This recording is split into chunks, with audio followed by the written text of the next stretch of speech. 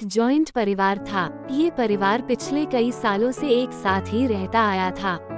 इस परिवार में कुल 3 पीढ़ियां बसा करती थी। लोग इनकी एकता की मिसालें दिया करते थे, लेकिन एक नई बहू के इस परिवार में दाखिल होने से इस परिवार की शांति अब खतरे में आ चुकी थी।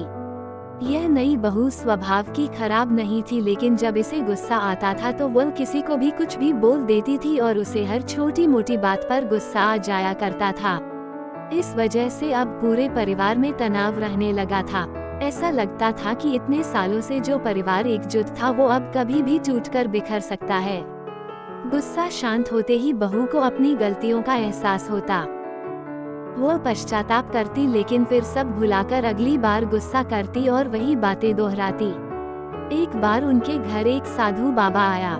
इस नई बहू ने अपनी परेशानी उस बाबा को बताई और उससे कोई उपाय हो तो बताने के लिए कहा।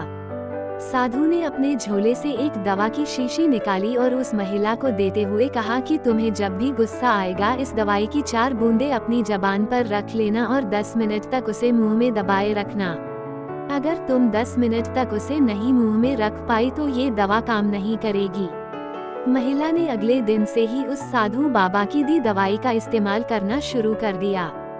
10 दिनों बाद जब वह साधु फिर से उसके घर आया तब महिला ने उसके पैर पकड़ लिए और कहा कि साधु बाबा आपके दवाई काम कर गई।